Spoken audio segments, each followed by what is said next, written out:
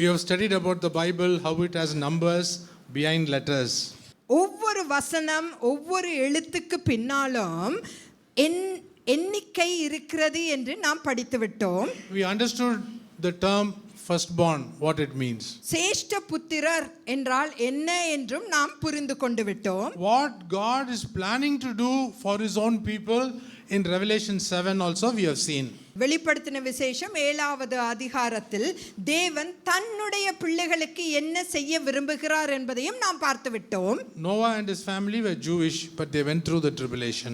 நோவாவும் அவனுடைய குடும்பத்தாரும் யூதர்களாக இருந்தார்கள். அவர்கள் அந்த உபத்திரவத்தின் வழியாக சென்றார்கள். Shadrach, Meshach, Abednego were Jews. They also failed to get burnt up அவர்களும் யூதர்கள் in the fiery furnace. உபத்திரவத்தின் வழியாக வந்து அந்த அக்கினியில் அவர்கள் எரியப்படவில்லை. They were saved. அவர்கள் ரட்சிக்கப்பட்டார்கள். Likewise, Jesus Christ is saying, my people, 1,44,000 people, I will save them. அதே போல்தான் என்னுடைய மக்கள் இந்த 1,44,000 மக்களை நான் அவர்களை ரட்சிப்பேன் என்று கூறுகிறார். But the Gentiles, we are so fortunate.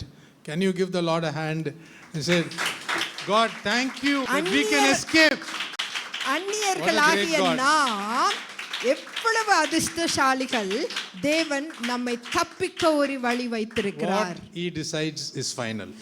அவர் என்ன நினைத்திருக்கிறாரோ தீர்மானித்திருக்கிறாரோ அதுதான் முடிவு. Not one single prophecy in this Bible has failed to pass. ஒரு சின்ன தீர்க்க தரிசனம் கூட, இந்த வேதாகமத்தில் உள்ள தீர்க்க தரிசனம் கூட நிறைவேறாமல் போனதில்லை. But still people are doubting God. ஆனால் இன்னும் அநேகர் தேவனை சந்தேகப்படுகிறார்கள். So if you are today inside the church, it means Jesus loves you more than he loves those who are walking up and down. இன்று நீங்கள் இந்த சபைக்குள் இருக்கிறீர்கள் என்றால் வெளியே நடந்து கொண்டிருக்கிற மக்களை காட்டிலும் தேவன் உங்களை அதிகமாய் நேசிக்கிறார். Now turn to Isaiah chapter 26 verse 20. ஏசாயா 26வது அதிகாரம் 20வது வசனம். Please read it. Come my people, enter your chambers and shut your doors behind you. Hide yourselves for a little while until the fury has passed by. என் ஜனமே, நீ போய் உன் அறைக்குள்ளே பிரவேசித்து உன் கதவுகளை பூட்டிக்கொண்டு சினம் கடந்து போகும் மட்டும் கொஞ்ச நேரம் ஒளித்துக்கொள்.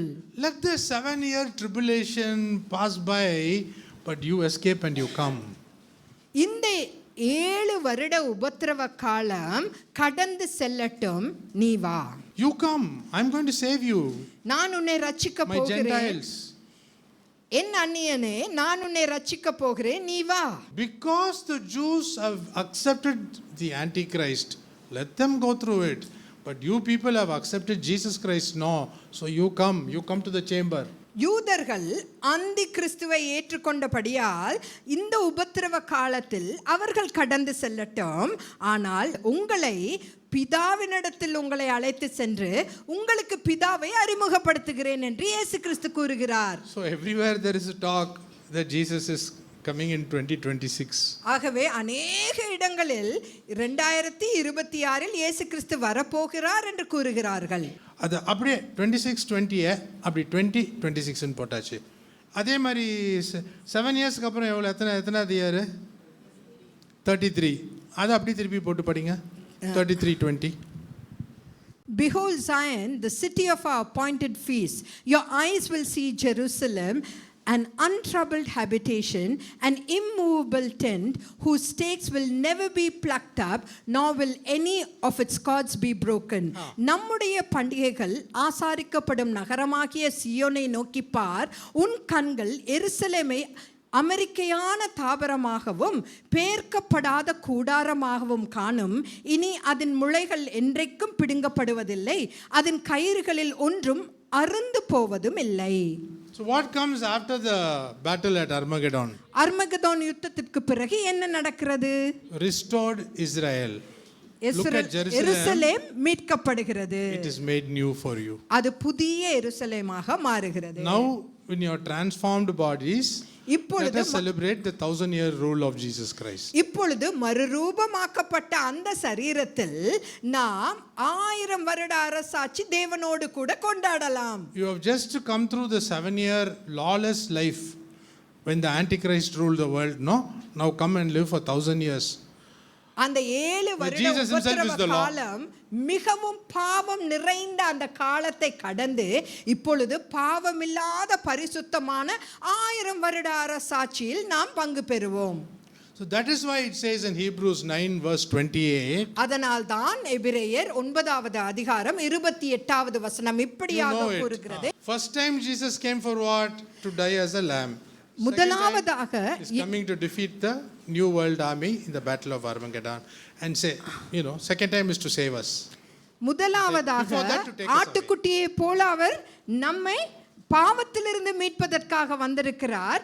இரண்டாவதாக நம்மை பரலோகத்திற்கு எடுத்துச் செல்ல கிறிஸ்துவும் அநேகருடைய பாவங்களை சுமந்து தீர்க்கும்படிக்கு ஒரே தரம் பலியிடப்பட்டு தமக்காக காத்து கொண்டிருக்கிறவர்களுக்கு ரட்சிப்பை அருளும்படி இரண்டாம் தரம் பாவமில்லாமல் தரிசனமாவார். For those who are waiting for him, he says, I will come and take you like the firstborn.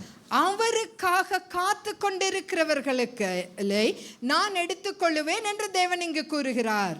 So, are you really waiting for him? ஆகவே நீங்கள் அவருக்காக காத்து கொண்டிருக்கிறீர்களா? All the leaders are trying to get together to bring peace into this life. இந்த உலகத்தில் இந்த வாழ்க்கையில் சமாதானத்தை கொண்டு வருவதற்காக தலைவர்கள் அனைவரும் கூடுகிறார்கள். This is happening since 1978. 1978 இருந்து இது நடந்து Can anybody name the summit? அந்த கூட்டத்திற்கு என்ன What பெயர்? is the name? What is that peace accord called? Camp David. Camp David என்று அது அழைக்கப்பட்டது. The same peace they wanted to bring again, it's called Oslo Accords.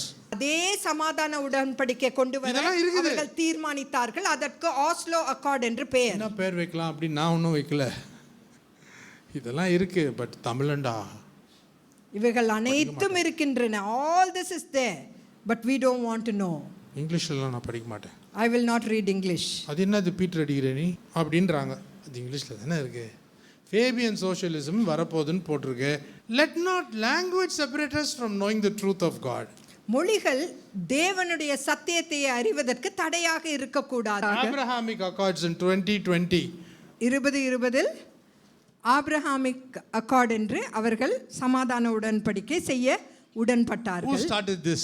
இதை யார் தொடங்கினது? ட்ரம்புடைய மருமகன் Jared Kushner. He is considered to be the first candidate for the role of the Antichrist. Peace கொண்டு வரதுக்கு என்ன பண்ணணும்? சமாதானம் கொண்டு வரதுக்கு என்ன செய்யணும்? முஸ்லிம், அடுத்தது ஜூ, கிறிஸ்டியன் 3 பேருக்கும் ஒன்றா சேர்த்து ஒரு பில்டிங் கட்டிடலாம். We will build a building for the Muslims, the Christians and the Jewish people. That is what they did in 2020. அதுதான் 2020 அவங்க செஞ்சாங்க. Now let us bring down the regime of Iran. இப்பொழுது அந்த ஈரான்ல நடக்கிற இதை கொண்டு வரலாம் கீழே. Who is Cyrus in this case? Pahlavi was the son of the Shah of Iran, who is now living in America. He is waiting to board the flight to come to. He will start the Cyrus Accords. What did Cyrus in the Bible do? ஈரானுக்கு flight எடுத்து வர்றதுக்காக காத்து கொண்டிருக்கிறார் இந்த He built Cyrus the- அக்கார்டை செய்யறதுக்கு. சைரஸ் எதுக்காக வருகிறார்? 3வது ஆலயத்தை கட்டுவதற்காக. அப்போ அவன் 2வது கட்டினான் சைரஸ். அந்த சைரஸ் காசை கொடுத்து ஆட்களை கொடுத்து யூதர்கள் அனுப்பி போய் நீங்கெல்லாம் கட்டுங்கடா அப்படின்னா. All kinds of mind power, money power, muscle power, man power. I said, go build the temple. இத்தனையும் கொடுத்து போய் ஆலயத்தை கட்டுங்க என்று கோரேசு ராஜா கூறினார். So even now, lot of people on Facebook are saying that Trump is the Antichrist. Trump is making way for the Antichrist. Trump தான் anti கிரைஸ்ட்ன்ட்டு ஃபேஸ்புக்கில் அநேக மக்கள் சொல்கிறாங்க. ஆனால் அவர் அந்தி கிறிஸ்துவுக்கு வழிவகுக்கிறவர். So once the Cyrus Accords is passed only, the third temple will be built. இந்த Cyrus accord அந்த உடன்படிக்கை அது ஏற்றுக்கொள்ளப்பட்ட பின் தான் 3வது ஆலயம் எருசலேமில் கட்டப்படும். Now who is expected to sit in that third temple? அந்த ஆலயத்தில் யார் அமர போகிறார்? ஆன்டி கிரைஸ்ட் நான் சொல்ல பைபிள் சொல்லுது. வேதாகமம் என்ன கூறுகிறது? 2 Thessalonians chapter 2 verses 3 to 8. 2 தெசலோனிக்கேயர் நாம் படிக்கலாம். எவ்விதத்தினாலும் ஒருவனும் உங்களை மோசம் போக்காத படிக்கு எச்சரிக்கையாயிருங்கள். ஏனெனில் விசுவாச துரோகம் முந்தி நேரிட்டு கேட்டின் மகனாகிய பாவ மனுஷன் வெளிப்பட்டால் ஒழிய அந்த நாள் வராது. அவன் எதிர்த்து நிற்கிறவனாயும் தேவன் எனப்படுவதெதுவோ ஆராதிக்கப்படுவதெதுவோ அவை எல்லாவற்றிற்கும் மேலாக தன்னை உயர்த்துகிறவனாயும் தேவனுடைய ஆலயத்தை தேவனை போல உட்கார்ந்து தன்னைத்தானே தேவன் என்று காண்பிக்கிறவனாயும் இருப்பான். நான் உங்களிடத்தில் இருந்தபோது இவைகளை சொன்னது உங்களுக்கு ஞாபகம் இல்லையா? அவன் தன் காலத்திலே வெளிப்படும்படிக்கு இப்பொழுது அவனை தடை செய்கிறது இன்னதென்றும் அறிந்திருக்கிறீர்களே. அக்கிரமத்தின் ரகசியம் இப்பொழுதே கிரியை செய்கிறது. ஆனாலும் தடை செய்கிறவன் நடுவிலிருந்து நீக்கப்படும் முன்னே அது வெளிப்படாது. நீக்கப்படும் போது அந்த அக்கிரமக்காரன் வெளிப்படுவான். அவனை கர்த்தர் தம்முடைய வாயின் சுவாசத்தினால் அழித்து தம்முடைய வருகையின் பிரசன்னத்தினாலே நாசம் பண்ணுவார். So it's very clear, unless the Holy Spirit is taken off, the Antichrist cannot come and sit in the temple. Bible is saying. பரிசுத்த ஆவியானவர் எடுத்துக்கொள்ளப்பட்ட பின்புதான் அந்த கிறிஸ்து அந்த கட்டப்பட்ட மூன்றாவது தேவாலயத்தில் வந்து அமருவான். Now where is the Holy Spirit? இப்பொழுது பரிசுத்த ஆவியானவர் எங்க இருக்கிறார்? உங்களுக்குள்ள தானே இருக்காரு. அப்ப எங்களுக்குள்ள வாசம் செய்யும். பாட்டு பாடுறதும் எல்லாமே சும்மா பாட்டு அவ்வளவுதானா? You don't believe that the Holy Spirit is inside you? பரிசுத்த ஆவியானவர் உங்களுக்குள் இருக்கார் என்று நீங்க நம்பலையா? Unless he is taken off, which means you are also going to go. அவர் எடுத்துக்கொள்ளப்படும் பொழுது நீங்களும் எடுத்துக்கொள்ளப்படுவீர்கள். In other words, the Holy Spirit, the restrainer, is stopping the Antichrist from sitting in the temple. ஆகவே அந்த ஆலயத்தில் அந்தி கிறிஸ்து அமராதபடி பரிசுத்த ஆவியானவர் தான் தடை செய்து கொண்டிருக்கிறார்.